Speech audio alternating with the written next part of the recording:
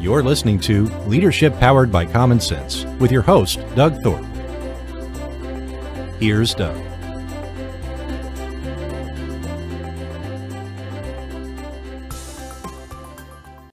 Well, greetings, everyone. This is Leadership Powered by Common Sense. We're back at you today. I'm Doug Thorpe, your host. And today I'm going to take a journey into a realm of business and actually life that, from my view, doesn't get talked about enough, certainly not in business. And that is the idea of redemption. And we think of redemption in terms of people who have stumbled and fallen, maybe made some grave mistakes, and need to rebound from that and recover from that. And if you're an entrepreneur, you probably, if you haven't had one of those slip and falls, it's not a question of if, but when. And when that does happen, what are you going to do about it? My guest has done some deep dive study in this arena. His name is Joseph Bucci. And Joseph, welcome. Thank you so much, Doug, for having me on. I appreciate it. He has an amazing backstory of his journey to do this work. So, Joseph, let's just dive in right there. Tell everybody kind of how you got focused on this topic and some of the great work that you've done with it. Thank you, Doug.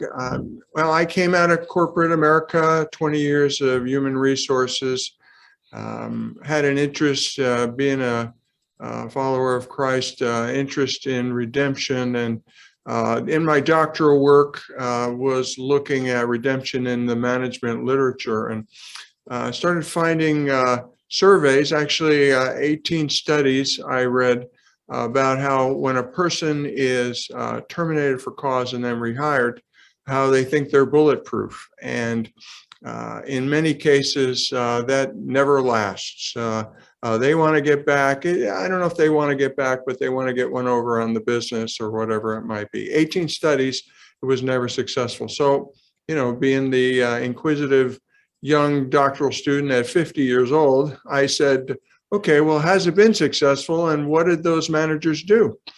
So I just happened to have the opportunity to start to interact with different managers who'd been successful.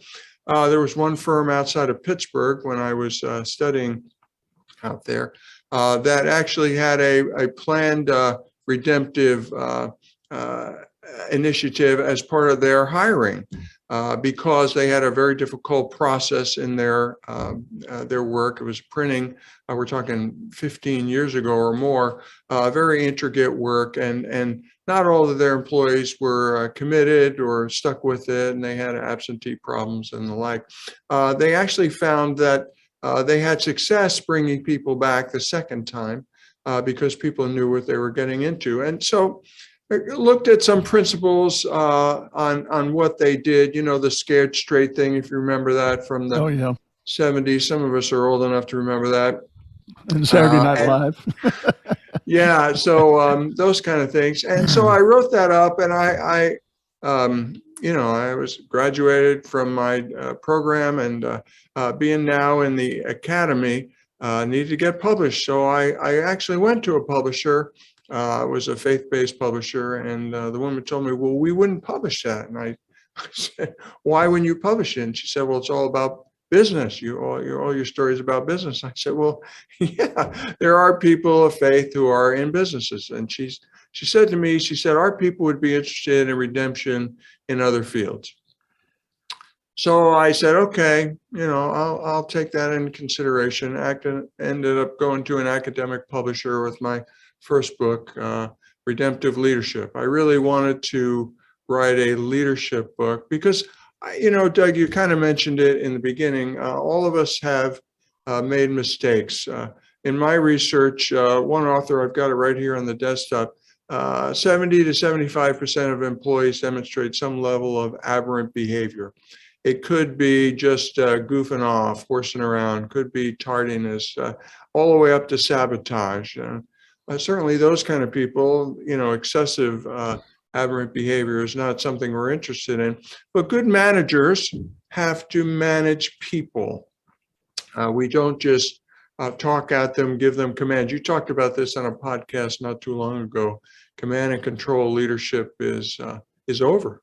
we have to find other ways to tap into people's interests and bring them on board, develop loyalty and commitment to the organization. Yeah. So, not everyone is going to hit it out of the park, and that's actually a misnomer that you find the ideal hire. People are going to make mistakes, but what happens if somebody completely screws up and blows up on the job? So you look at it that aspect, but then you also look at people in other arenas who have failed. They failed miserably. They wound up in prison. They have a drug habit. Maybe nothing out of their own control. They're in an abusive relationship. These are human beings created in a divine image who have great potential. And so after I spoke to that publisher, I was fortunate. I started meeting some of these people. A young man who was in the Navy who should have been bounced out.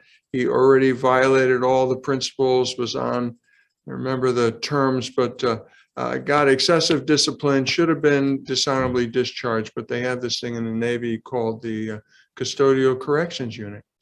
And all the officers in that program volunteer for that duty. And they're there to break those kids. They're there to try and redeem those kids, turn them around. And that's what happened to this young man. And now he's a terrific worker. Stayed in the Navy another 6 years. They would have lost the contribution of that young man if they had dishonorably discharged him. He would have gone back to the streets where he was from.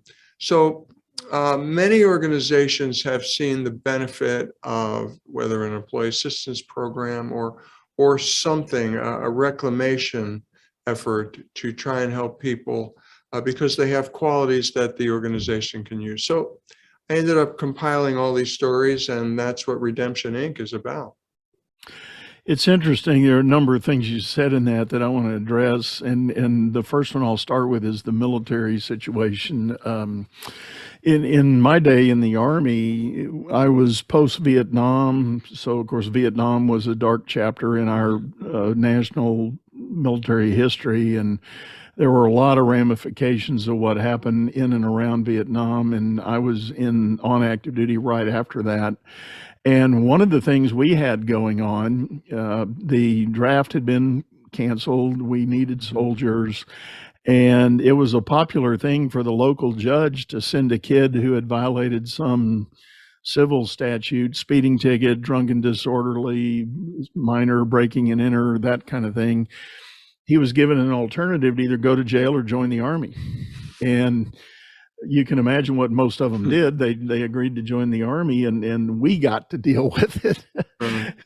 And so our programs were never as formal as what you described the Navy one to be, but I can vividly remember having troop units, and one of my early assignments was as a training commander. And half these kids had already violated something in civil laws somewhere. And the only reason we had them is because they were technically convicted. Now, not felons by any means, but nonetheless behavioral conviction. And we were challenged with turning them around. Did a lot of them make it? Absolutely, they did. They got focused and found a system they could relate to and operate with, and find some motivation and inspiration. So it did work. And so I'll park that there and just leave that. But the other thing I do want to double down on is this idea in modern business, when we have an employee that fails, what are we going to do with that person? I think along the way, the quick answer is you terminate them. It's going to cost you time and money to deal with them. So you just want them off the payroll. You want to let them become somebody else's problem. Right. But in the long run, is that really the best answer? Right. No one will check references in that amount of detail. If you call an HR department, having worked in HR for quite some time, they'll just give you facts: when they started, when they finished, what their pay rate was. Exactly. And some of the top books on the A method of hiring, they say, well, you got to go deeper. Well, of course, you want to get more information because you want to know if you're inheriting a problem. Well, how about we solve our own problems with people, especially in this environment where it's very difficult to get people. I was thinking today as I was prepping for being with you, I did some research on failure in financial institutions. I have that study right here. I included it in a different research paper, but it's very ironic where people failed on the job and cost the business a lot of money.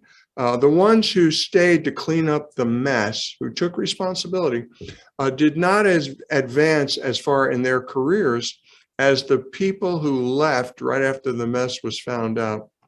They advanced further in their careers. And that's just, it's just sad that I take responsibility for the mess I made. The business is willing to allow me to stay, to work with me, to clean the mess up. And yet I don't advance as far as someone who makes the mess and then leaves the organization. Yeah, that's interesting. I guess I've never heard it framed quite that way, but boy, I can think of several situations that I'm keenly aware of, and I would have to say, in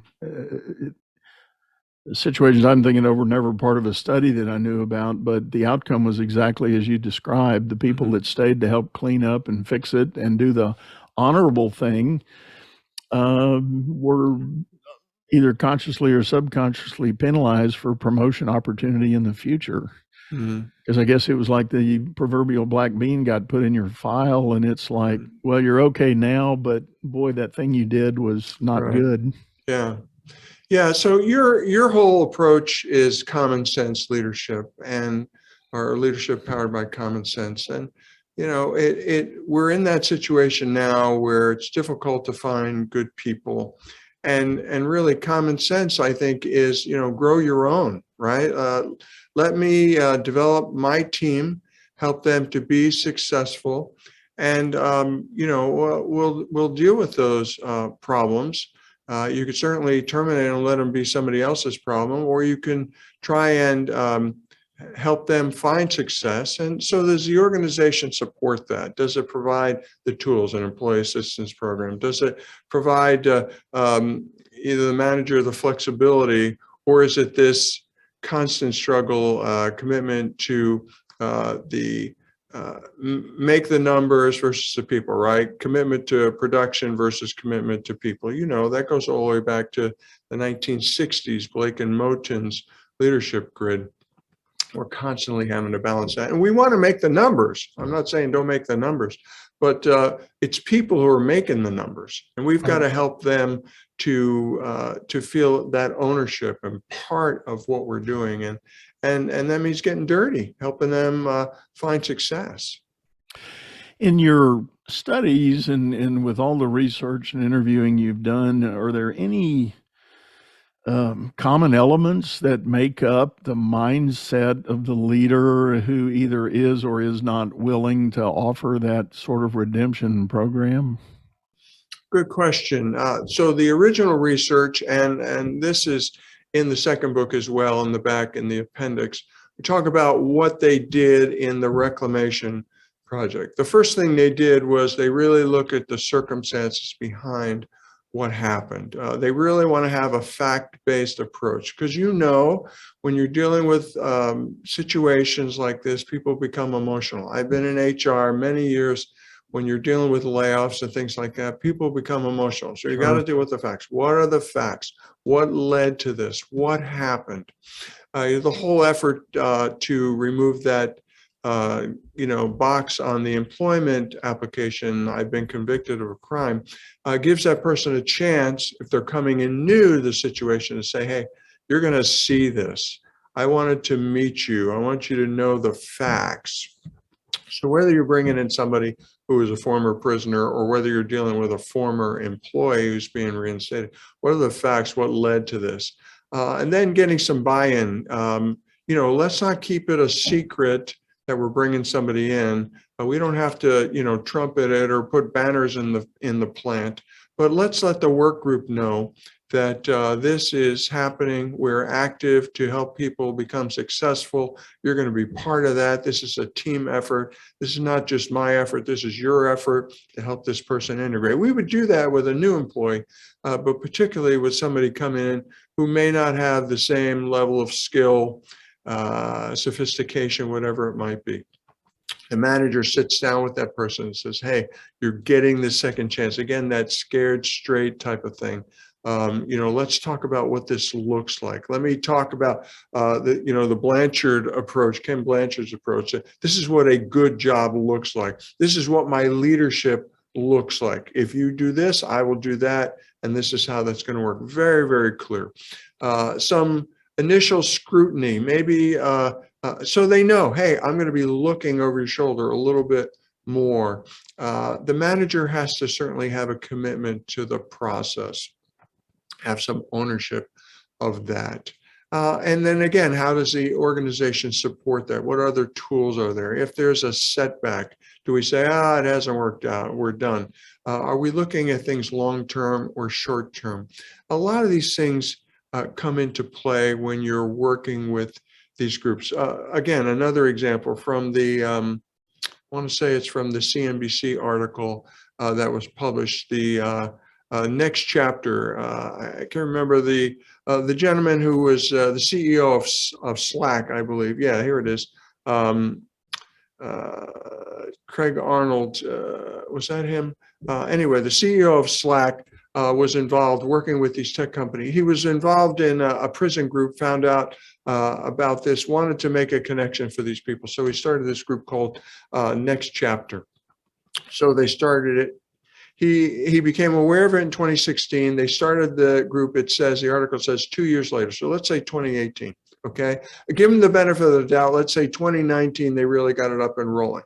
This article was published 3 years later, okay? In 3 years, with all the different people that they encountered and worked with, they were successful in having 31 candidates who made it through the program. Only 31.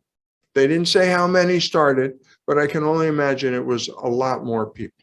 So what that tells you is it's not an easy process, and you have to be willing to tough it out. You have to be willing to say, hey, there's an end goal here. And it's making production, yes, but it's also transforming people's lives. What you did in Vietnam or afterwards was change people's destiny. That's what you did. The ones who are successful, when you saw that turnaround, you didn't know it then because you're just a kid, right? You changed somebody's life. Yeah. And maybe you saw them later on in life and they came up to you and they said, Doug, boy, I really appreciate it. Maybe not. But that's what you were doing. You were affecting their destiny, their family, so many other lives by you having an influence and turning that aberrant behavior around. Yeah, I think that one thing I feel compelled to maybe level set here, and I'm going to make a statement and you can tell me if you agree or not. I think in respect to being an effective leader in a business and an owner of a company, you still have your own level of responsibility to the cause and to the entity you've created or you're managing. And I think when we're talking about this, the thing that comes to my mind is the classic bell curve. Mm-hmm. And I want to caution them, for anybody that's listening and already questioning what we're talking about here, I would argue that there are aspects of the far extreme bands on the bell curve. There are behaviors, there are actions that you can't tolerate. You're going to have to let go. You can't offer to redeem everybody. Right. But to me, the point here is you've got that big bubble in the middle of the bell curve, a large population of, I'll call it violation of whatever standard or event there was that you might be able to redeem and turn into greater good in the long run. So I'm not advocating for an absolute that everybody on the curve ought to get the opportunity for redemption. And I'll tell a quick story that I'm thinking of that prompted my mind about that is that I was once responsible for a large team of contractors that had to go out in the field and mobilize for a client. And we had, the plan was to deploy these people in large waves, kind of like the military would do in an armed operation. But we had the first wave land at this local hotel. There were about 90 of us booked into this hotel. Very first night we were on the ground there in the city where the job was. About 2 a.m., I get a call from the front desk and said, Mr. Thorpe, is so-and-so one of your employees? And I said, yes. And they said, well, would you mind coming down here? And I walked down there, and there is my employee standing with 2 local police. And she had been arrested for drunken disorderly conduct in town. Mm-hmm. And was not shutting down. I mean, they had her restrained, but she was like a cat, a wild cat on a leash, and bordering on assaulting the cops. And so anyway, long story short, next morning, bright and early, I called my headquarters and said, we got to let this lady go. I can't have this on this job, and so they did. HR took over and processed. So in 24 hours, she was off the job. And should that have been a redemption case? I don't know. But, I, as the leader of that team, had to make a quick call, kind of a command decision, and say, nope, you're out. Mm-hmm. You're done. Yeah, I appreciate that. Forgive me for interrupting. I certainly, I'm the idealist, right? I'm the one using hyperbole here. I'm the one saying, come on, let's consider this. And you're bringing us back to that common sense. Not everyone is willing to make a change. I talk about that in both of my books, this one and the previous one. Redemption is not simply reputation management. Okay, I said something inappropriate. Now I'm being shamed on social media, so I need to get that fixed. It's also not a quick fix. And the fact is, not everyone is willing to go along. There has to be the sincerity on the part of the individuals wanting to make a change. Again, you go back to an AA type of situation, the person has to acknowledge that they have a problem, they've made a mistake. And in the initial research, many of the people who were given second chances acknowledged that they had made some mistakes in the past and were looking forward to a change. But you can't change a heart. That's the other principle you're saying. A person has to be willing to make the change. Yeah. I guess the old joke about how many psychiatrists does it take to change a light bulb, right? The light bulb has to want to change. In this particular case, a person really has to be willing to have that. So there are going to be certain situations. Yeah, there are some people who will never be let out of prison. In the book, I talk about sex offenders, and I interviewed a chaplain in a prison, and it was kind of a controversial thing. My wife was really cautious about me putting it in there, but essentially I interviewed the chaplain, I reviewed all my notes with her, and she said, yeah, it's a go. That's exactly what the situation is. There are some of those folks in there who will never see the light of day. They are warped, their minds are broken. But there are some people who carry that label. For example, a 20-year-old young man who takes inappropriate pictures of his 17-year-old girlfriend and posts those on the internet. If found out and convicted, he becomes a sex offender and carries that label for the rest of his life. You and I might say that he's a knucklehead. And again, I don't want to diminish or dismiss the severity of this type of crime. I want to put a caution in there. But our legislative, how we hold people accountable for this at the current time causes people with this label to have a very, very difficult time finding opportunity. No one wants to touch these people or hire them. And many of them have done bad things. Some of them have done stupid things. So there are some people who cannot be redeemed. There are some people who carry a label, and the label prevents us from being able to help them find success. But they are human beings whose talents and abilities could be helpful and useful if we can find a way to make that connection. Yeah. And, on that note, what comes to my mind is the idea that I think there are still business leaders and owners out there that have a really thin line on what is acceptable performance and what is not. Mhm. And I would argue that even in the case of just pure business related matters, when someone's operating in their role and working for you and they make a grave mistake and it feels irreconcilable or serious damage to the good of the company, do you offer them any form of redemption? Um, and so we're not even talking about criminal activity or Right. sexual or psychological type crime, Right. mental related issues, but just, well, I guess technically in the eyes of the law, it would be a civil type matter, but Mhm. to break a contract or Right. lie to a customer or something along those lines. Right. The question in my mind is, as a leader, what is your vision of how should you deal with that person on your team? Mm. And I think that's the It's lesson maybe to talk about right. here. Forgive me again for interrupting. So it's your values. Where are your values in display in your organization? You don't have to have my values, but you have values. Are they clearly expressed? Are they defined? Do people know what they are?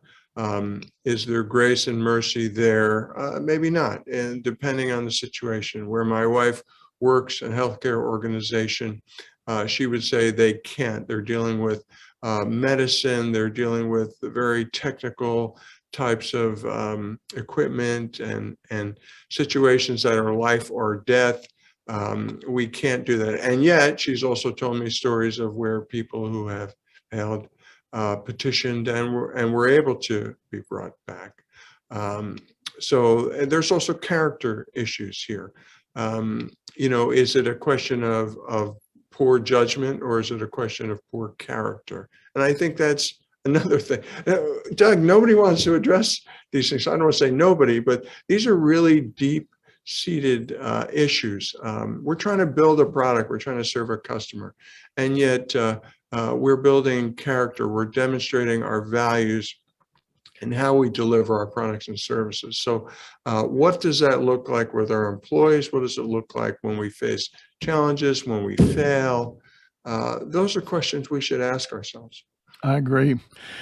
And I tell you what, with that question in mind, we're going to take a short commercial break. And when we do come back, folks, hang with us. I really want to get more into some considerations on what business leaders ought to be thinking in this very important area. So hang with us. We'll be right back.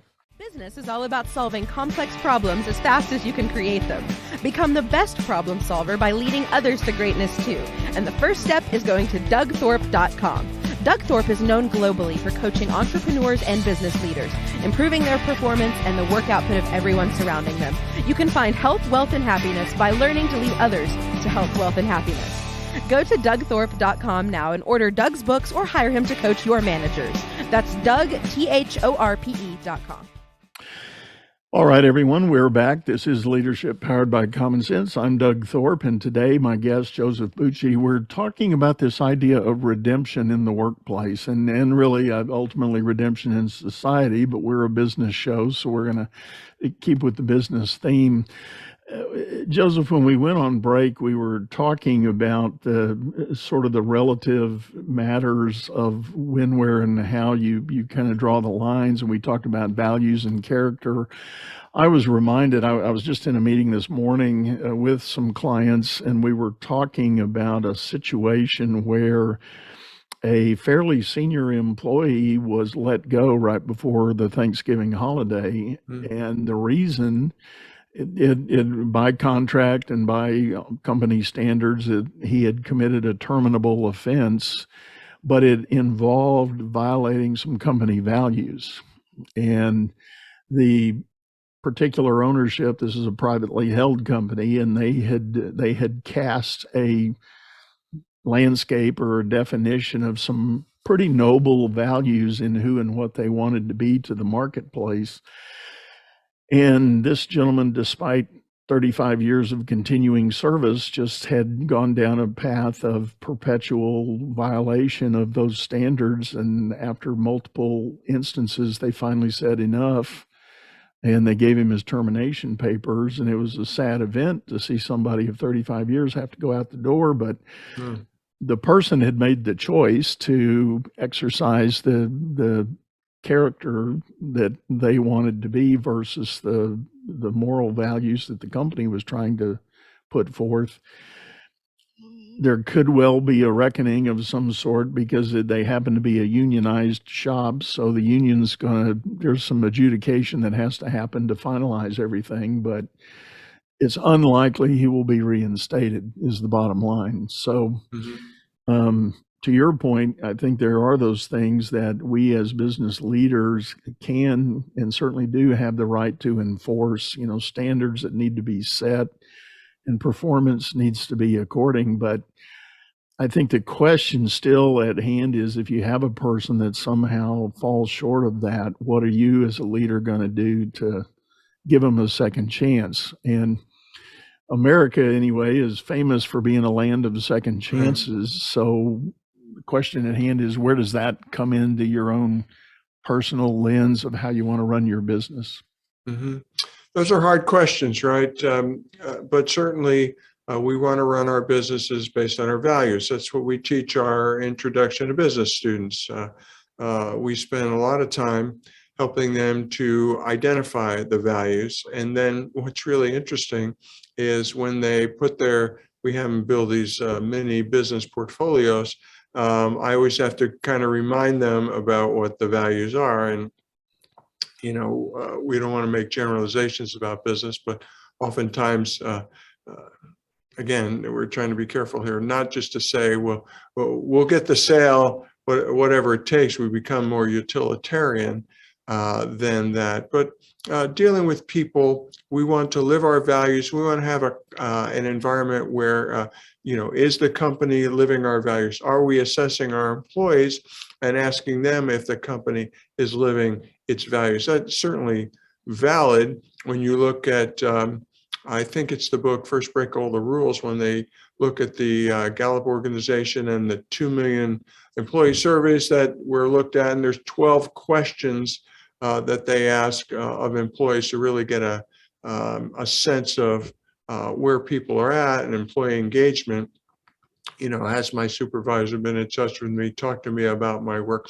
The question is the company living its values? Are we just expressing them? Are they on the walls and on banners, or are we actually living them? So then when you do have someone who's not living according to the values, you have the moral authority to speak to that, right?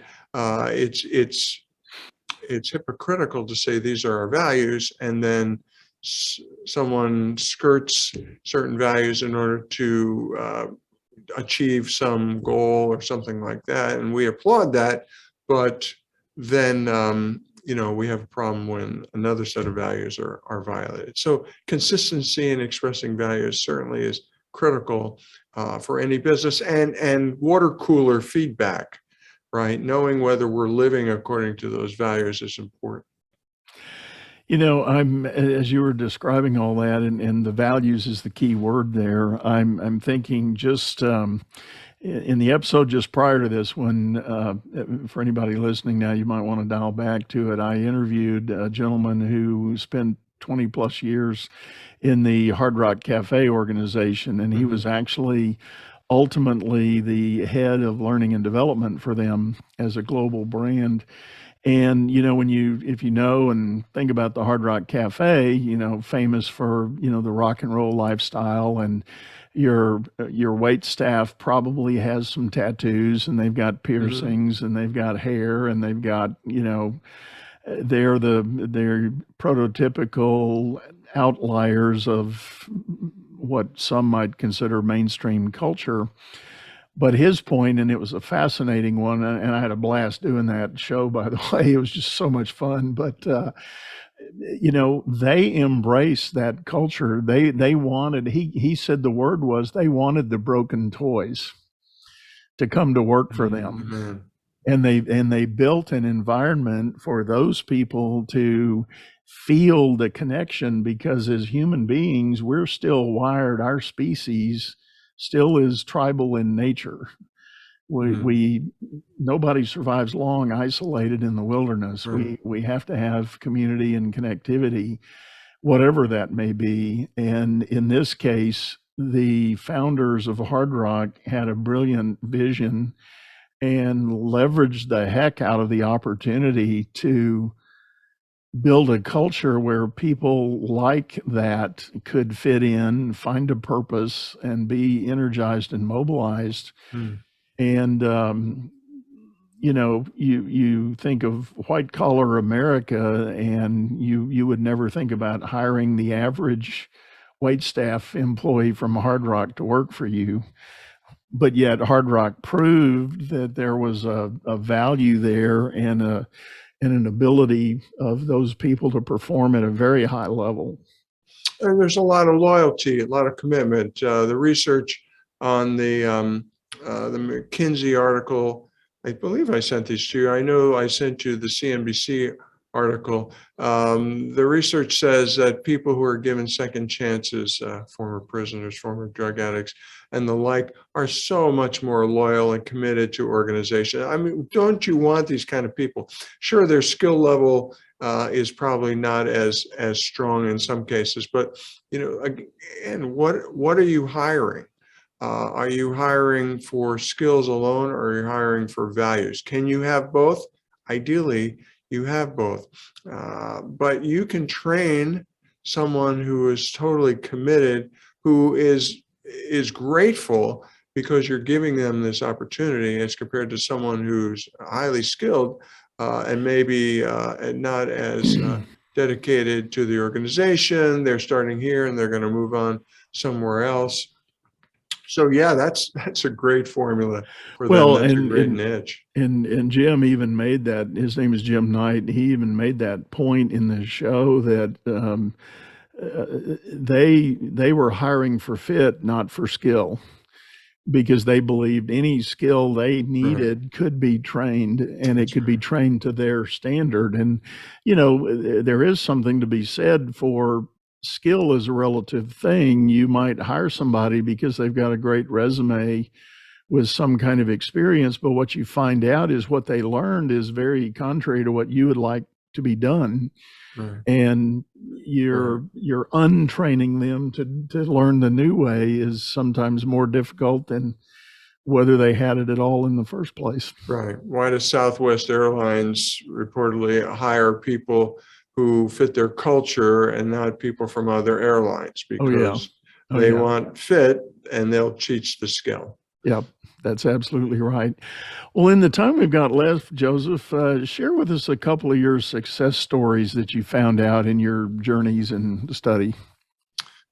The book is a compilation of stories. I wanted to follow up with a theme on my original book and see if those principles that we talked about before for how you bring somebody back after they've been, terminated for cause and react. I wanted to see if those themes were consistent in these stories, and some of them are, but the stories themselves are just fascinating. A woman I worked with here who was brilliant and incredibly talented, who was presenting one night about a new business opportunity and how we've got to help these abused women, and goes into great detail telling a compelling story about one individual, and suddenly says, and that woman was me. And you're overwhelmed with this. How come I didn't know? Well, of course you don't know, because she hasn't told everyone, but 1 in 4 women reportedly have intimate partner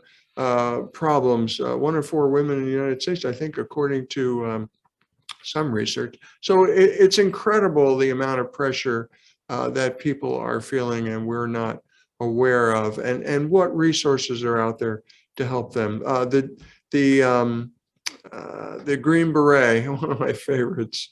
I love this guy. Blown up one too many times. but would not admit it. Finally got to the point where he couldn't, you know this from your experience, could not defend his flank, his team. He needed to be able to defend his team, and he was losing his balance. He was vomiting uncontrollably. He had these things. He had a traumatic brain injury, went to his command, and they said, "You're not sick. You don't have a problem. You need to get back out there." So just the whole learning curve of addressing that and admitting that, and then working back from that, because traumatic brain injury represents itself in many different ways, but there's only one way they only treat it one way. So his story is just incredible story. The two entrepreneurs, one a drug addict, the other, two guys named Chris, grew up together, the same area. One very wealthy family, one the other side of the tracks. I don't have to tell you races, right? One grew to a top salesperson in a major corporation. The other wealthy, got into drugs, wound up, both he and his brother addicted to heroin. They reconnected, these two Chris's, at his brother's funeral. And the one very successful man felt compassion to the other, stepped away from a very successful career, started pouring into him, not only from a spiritual perspective, but also teaching him about business. Ultimately, business is what set him free. The first gentleman acquired a business, trained this other gentleman, said, if you get off drugs, you'll be able to be successful in this business. He gave him the business. The only condition was, let's take the money from the profits and we'll sink it into other businesses where we can take other former drug addicts and other people who no one else wants to deal with, who can't find work other places, and we'll help set them up in business. Those two guys now are running a successful local franchise, opening stores here and there. It's just remarkable stories of people's resilience, but very consistent. You know Don Miller, I'm sure, the story branding guy. Each one of them needed a guide. Each one of them needed a redemptive intervention where someone came along and helped get them back on track. And that's what's so exciting about these stories, because we all need the same thing. We need to be self-aware that we all need sometimes someone to sit us down and set us straight, or maybe we need to talk to a counselor. I had problems with anger, besides the drug problems from when we were kids, but I needed to talk to someone and work through that. I'm not ashamed of that, because that helped me to see that all that was important to me, I was giving up because I could not control this problem, and learning to control that. So how do we help those people demonstrating aberrant behavior on the job to find success so that they can now be loyal, committed employees to help us achieve our goals? And I think that's a great life lesson. And again, I'm thinking of and talking to an audience of business owners and leaders in various stages. And I think the point there is, if you yourself could be that mentor or guide to someone that in your community, maybe at your church, maybe down the street, whether it's a younger person or even not so young. I had a neighbor back in the 2008 timeframe who had lost his job with Texas Instruments. He was a 30-year employee, electrical engineer, and in the big financial crash, he lost his job, and he was devastated because he had, midlife and no experience like that at all. And I mean, he went in a deep, dark spiral really fast, and reaching out to him and trying to encourage him and get him to go other places to look for opportunity. And I'm not trying to sound self-aggrandizing, but just seeing someone in need that needs that extra word to kind of redeem them from the moment they're in. And there's a lot to be said for us helping others in that journey. Amen. Yeah. One more story, Carrie, who herself was an at-risk youth who joined an agency she would work with at-risk youth, kids who are in a very bad situation for whatever's happening, drug problems or parents, things are coming apart. So they remove them from that situation and put them with someone else. And sometimes they're in a situation where once the money runs out, then the person who is fostering them doesn't want to deal with them anymore. So Carrie had lived through that, and she was part of this agency and helping these kids. What an incredible advocate. But, Carrie burned out. She did it and it just tore her heart out and she couldn't do it anymore. So there are so many people who need that encouragement and help. And we count on agencies, organizations, often underfunded groups to do these things. And those people on the front line are often carrying tremendous weight and aren't always able to see through. It's very emotional work, but again, you change a life, you affect a destiny when you're able to help that person right the ship. And it's remarkable. Yeah. Well, I'll tell you what, Joseph, on that note, I think we're going to wrap it up. And thank you so much for bringing this to us. And thank you for your work exploring all these things. Folks, we're going to have a lot of information in our show notes about Joseph's books and the studies he's done. And tell everybody the best way to get a hold of you, Joseph, if they're interested in another discussion. Great. So www.josephjbucci.com is a website. I'm also teaching here at Regent University, so they can find me at Regent's website. The book is Redemption, Inc., available at all of your favorite online retailers, and we're trying to get into stores next and working on Audible. We're hoping to do that very soon. Awesome. Well, and again, thank you for this work and the important message. So, folks, I'm going to make kind of a summary statement here. I'm going to wrap it up and say if you're a leader in your business life or even in your community, and you see an opportunity with someone who has taken a slip and fall, in whether it's character judgment or otherwise, take a hard look and see if there's a redemption opportunity before you simply write them off or send them out the door. Especially if it's an employee that you've already invested a lot of time and energy in. Maybe they've just had a momentary lapse, and it's worth your time to reevaluate and see if there's a way to put a redemption program together, give them a second chance, and take that to heart. You might really win in the long run. So on that note, I do want to remind everybody that if you're listening to us on your audio channel, streaming service, we do have a video of this show over on YouTube, channel by the same name, Leadership Powered by Common Sense. And I would invite you to hop over there and join us. Subscribe to the channel, leave us a comment, thumbs up, thumbs down, whatever suits you. But we'd love to hear your feedback and tell us more about what you might be interested in hearing next. So for now, I'm going to sign off, say thank you for listening in. Hope to see you again real soon. Bye-bye.